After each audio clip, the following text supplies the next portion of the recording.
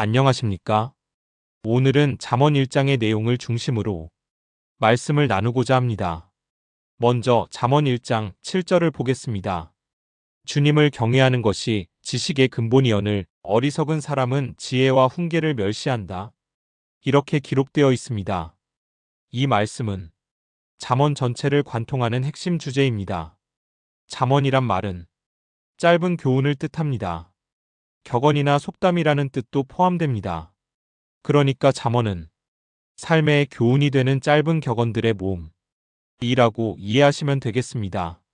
잠언에는 당시 사람들에게 필요한 교훈들이 다양하게 담겨 있습니다. 종교적이거나 윤리적인 문제들뿐 아니라 가족관계나 상거래, 사회적 관계에 관한 교훈도 있고 성적인 문제나 음주, 과식, 게으름, 탐욕 같은 실제적인 문제까지 다양한 교훈을 제시해 줍니다. 하지만 현대인들에게는 적합하지 않은 내용도 있습니다. 잠언을 솔로몬의 잠언이라고 말하기도 합니다. 첫 장 첫 절에 다윗의 아들 이스라엘 왕 솔로몬의 잠언이라고 되어 있기 때문입니다. 하지만 전체가 다 솔로몬이 지은 잠언이라고 본문이 말하는 건 아닙니다. 다른 사람의 잠언이라고 밝힌 부분도 있습니다. 솔로몬의 잠언이라고 되어 있는 격언의 대부분도 솔로몬과 관계가 없다고 학자들은 말합니다. 정확히 말하면 잠언은 여러 세대에 걸쳐 전해져 내려온 격언들의 수집물입니다. 이집트와 아시리아의 자료에서 온 것들도 있습니다. 잠언이 기록된 시기는 서기전 1000년경부터일 가능성이 있지만 지금의 형태로 모아진 시기는 서기전 150년에서 400년 사이일 것으로 학자들은 추정합니다. 1장에서 9장까지의 잠언은 아버지가 아들에게 말하는 형태로 또는 지혜가 모든 사람에게 말하는 형태로 되어 있습니다. 하지만 여기서 말하는 아버지와 아들의 관계가 반드시 부모-자식 관계만을 의미하는 것은 아닙니다. 스승이 제자를 부를 때도 아들아 하고 부를 수 있습니다. 이 본문, 그러니까 1장에서 9장까지 연결된 본문은 하나의 긴 시라고 볼 수 있습니다. 전체 잠언 중에서 가장 나중에 편집되었을 것이라고 학자들은 추정합니다. 그래서 그런지 문장도 뒤에 나오는 격언들보다 유려하고 구성도 세련되게 잘 되었다는 것이 학자들 대부분의 평가입니다. 1장에는 잠언을 기록한 목적이 나타나 있습니다. 1절에서 5절을 보겠습니다. 이것은 다윗의 아들 이스라엘 왕 솔로몬의 잠언이다. 이 잠언은 지혜와 훈계를 알게 하며 명철의 말씀을 깨닫게 하며 정의와 공평과 정직을 지혜롭게 실행하도록 훈계를 받게 하며 어수룩한 사람을 슬기롭게 하여 주며 젊은이들에게 지식과 분별력을 갖게 하여 주는 것이니 지혜 있는 사람은 이 가르침을 듣고 학식을 더할 것이요 명철한 사람은 지혜를 더 얻게 될 것이다. 이렇게 기록되어 있습니다. 솔로몬 왕이 자기 백성들에게 지혜를 깨우쳐 주고 사리분별을 바로하게 하려고 이 잠언집을 만들었다는 뜻으로 읽힙니다.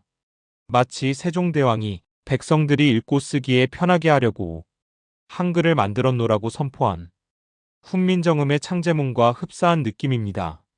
하지만 이 글은 솔로몬이 쓴 것이 아니라 아마도 잠언집이 거의 모아진 서기전 4세기 이후에 최종 편집자가 책 전체의 성격과 목적을 소개하기 위해 쓴 권두원일 것입니다. 이어지는 본문 중에서 8절과 9절을 보겠습니다. 아이들아, 아버지의 훈계를 잘 듣고 어머니의 가르침을 저버리지 말아라. 진정 이것은 머리에 쓸 아름다운 관이요 너의 목에 걸 목걸이이다. 이렇게 기록되어 있습니다. 히브리어 본문에는 내 아들아라고 솔로몬이 아들에게 직접 말하는 단수 형식으로 되어 있고 개역 개정본에도 내 아들아로 번역되어 있는데 새 번역은 보다 넓은 의미로 이해하여 아이들아라고 복수 형식으로 번역했습니다. 새 번역이 아이들아라고 번역한 것은 실제로는 스승이 제자 또는 젊은이들에게 말하는 것이라는 현대 신학자들의 견해를 참조했기 때문일 것입니다.